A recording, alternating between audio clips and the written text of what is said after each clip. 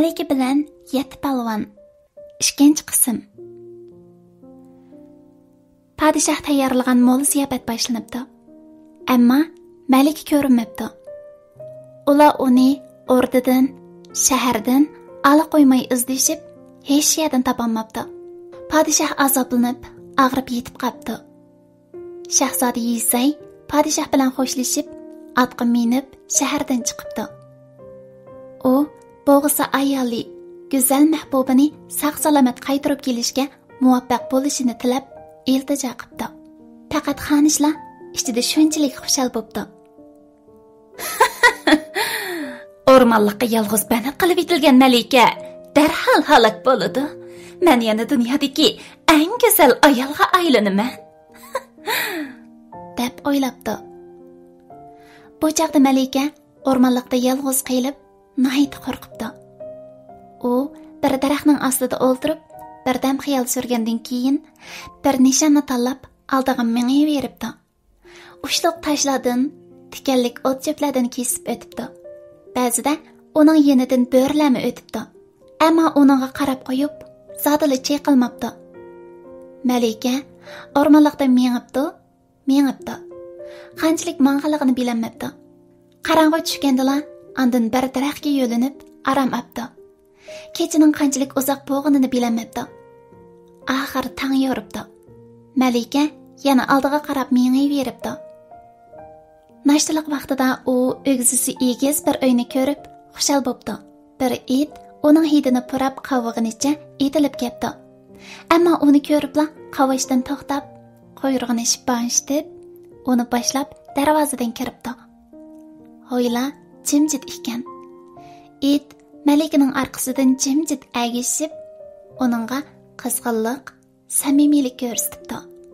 Bu uy yo'ruq, azoda 4 uy bo'lib, uyning o'ttirisida bir dona haykal. Uning ostida to'p yog'ochidan yasalgan sheraning yonida kigiz silingan uzun o'rindiq bor ekan. Sheraga 7 dona kumush legan qo'yilgan bo'lib, har bir leganda birdan kumush pichoq, kumush vilka, stakan, yana kumush qoshiq bor ekan. Tamning beqinida kayishdan yasalgan kang o'choqliq karvat qo'yuqliq ekan. Malika och ham ussiz bo'g'ashqa sheradagi legandan say va bolga ilib, hech nimaga qaramasdan yaplik yetibdi. U to'ygandan keyin uyni yig'ishtirishga kirishibdi. Haykaldagi to'ppa to'zonlarni surtibdi. Haykalning oldidagi shamni yondiribdi. O'choqdagi o'tni toza ko'ydirib, qonni isitib, egiz karvatga chiqibdi. U bir kecha uxlayolmag'achqa birdamdala uyquga ketibdi. Malika shu uxlagancha tushda andin uyg'onibdi. Bu chaqda hoylidan qadam tevishlari anglanibdi. Malika aldirab karvatga mo'kinibdi. O'nini chiqarmabdi. U eshikning g'ijqagan ovozini anglabdi. Uyga 7 odam kiribdi. Bular 7 palvon bo'lib, hammasi yuzlari qip-qizil, saqal burtlari yarshimliq, bir-biridan kuchdan ko'r samimiy yigitlar ekan. Ular ratlik, pakiz uyini ko'rib hayron qoldi. Ulardan biri: "Ajoyib ish-ku bu. Uydagi hamma narsa shunchalik ratlik, pakiz bo'lib qopti. Cho'qim bir kim bu uyni yig'ishtirib qo'ydi", debdi. Yana biri: bir kim sheradagi say bolkaga chiqilibdi", debdi.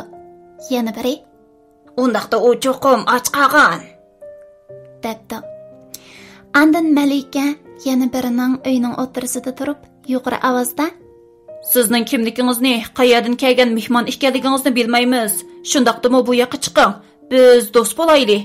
Uyimizni yig'ishtirib berganingizga rahmat aytamiz. Biz hammamiz samimiy, do'stona odamlar. Bu yoqqa chiqing", debdi.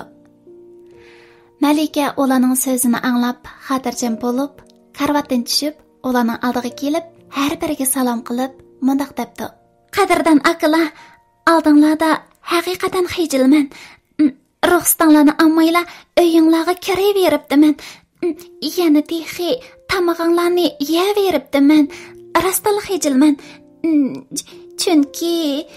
Chunki men to'nagun tushdan keyindan boshlab hech narsa yemagan. Men ormanlıqda ezib qaldım. Kechada aram elishqa jur'at qilolmadim. Yerib ichib, ham usab ketgan chaqda o'yinglarni ko'rdim. Men sizlarni kang qo'rsoq, samimiy palvonlar deb o'ylayman. Mendek bir adabsiz mehmonni kechirgaysizlar. Yetti palvonning hammasi Malikaning go'zalligiga hang-tang qatdi. Uning gaplarini anglabla, uning yiliqi yo'qab ketgan Malika ekanligini taraz qilishibdi. Malikaning yo'qab ketganligini ular texi bugun atiganda bir yo'lovchidan anglagan bo'lib, Malikaning kutilmaganda bu yerga kelib qilishini hech qaysi o'ylab boqmagan edi. Palvonlarning aksi Malikaga mundaq debdi: "So'yimlik Malikam, tartinma. Bu yerga kelgankansiz, siz bizning o'z singlimiz. Biz sizning akalaringiz. Keling, so'yimlik singil, bu yerda o'tiring. Tushlik tomoq yeymiz." Shuna qilib, yetti palvon pishqan qatlamalarni elib, stakallarga o'zi yasagan sharoblarni qo'yib, Malika bilan birga tomoq yebdi. Ular bir-biridan oq ko'ngil, chiqishqoq, tabiiy bo'lib, Malikaga o'z singlisidek ochiq yo'riq muomala qilishibdi. Tomoq yeb bo'lgandan keyin ular Malikani eng ustidagi yo'riq uyda aram elishga elib chiqib qo'yibdi. Shunda qilib Malika o'rmonliqda yetti palvon bilan birga turib qoldi. U o'zini xushal-xuram, baxtiyor, erkin azodi his qildi. Yetti palvonning asosliq qiladigan ishi o'rmonliqda ovlash ekan. Bu o'rmonliq ularning zamini ekan. Har kuni tong suzilganda, sharqda tong shafqi ko'tarilganda, yetti qarindosh birlikda ovlig'ili chiqib ketadi ekan. Ular yaqin atrofdagi ko'lga berib, yo'v o'rdaklarni izlaydi ekan. Yoki o'rmonliqqa kirib, bo'g'in maral, bo'rlarning shapsini tang-tanglaydi ekan. Agar birovlarning o'z zaminiga tajovuz qilganini ko'rsa, hammasi birlikda qarshi turib, ularni o'rmonliqdan qo'g'ilib yetadi ekan. Ular har kuni hayvonlardan bir oz ovlab, andin g'animatlarini elib, naqsh tavlab uyga qaytadi ekan. Malik xuddi uy ayoliga o'xshash, uylarni tozalab, tomoq tayyorlaydi ekan. Yetti palvon har kuni uyga qaytib kelsa, ularga issiq, mazali taom va to'ldirib qo'yilgan sharoblar tayyor turdi ekan. Ammo ular yanila o'zlarini xushchiroy qarshi olgan go'zal Malikani ko'rsa, eng xushal bo'lishdi ekan. Ularning hammasi bu go'zal qizga nihoyat mahliyo bo'lib qoldi. Hammamiz bu Malikaga oshiq, lekin u faqatli bir. Biz bo'lsak yettaylan uni tangli talash qilib bo'lmaydi-da. Yetti palvon shundoq deyishib, o'yan o'ylab, bo'yan o'ylab, hech qanday yaxshi amal topolmabdi. Keyin palvonlarning aksi Malikaga: "Qadrlik Malika, sizmi yaxshi bilasiz. Siz bizning yaxshi singlimiz. Biz yetti qarindosh. Hozir sizga to'limi mahliya bo'lib qoldik. Siz bilan to'y qila olsa, har kim xushal bo'ladi.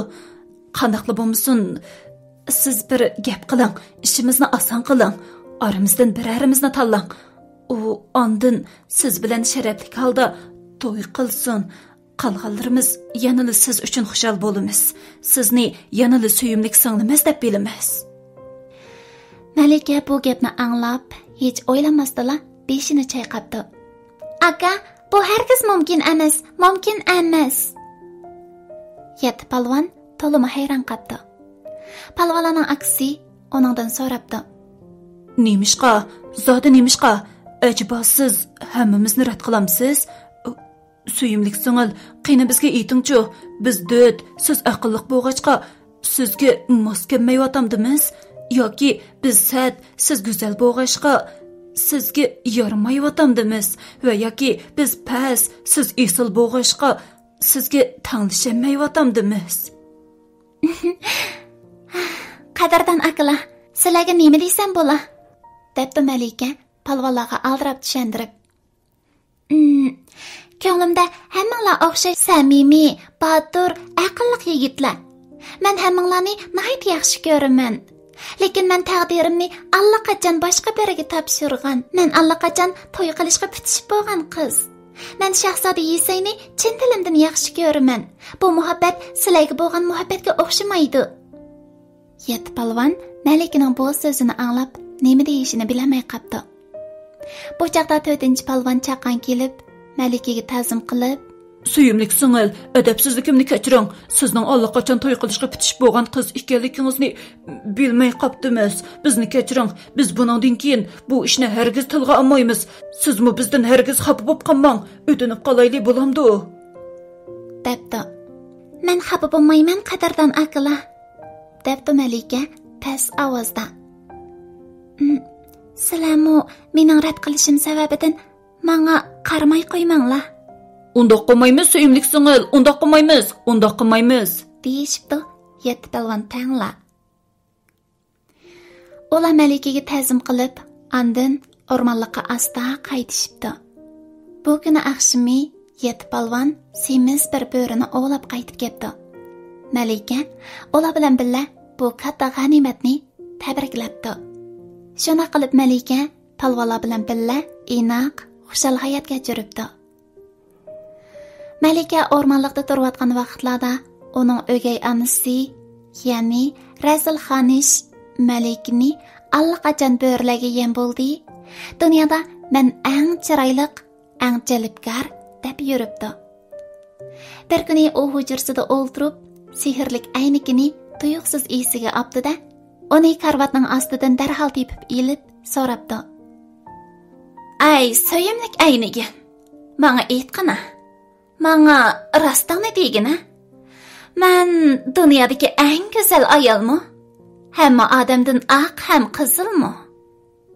Ammo u aynakning mundaq javob beradiganligini faqatla o'ylamabdi.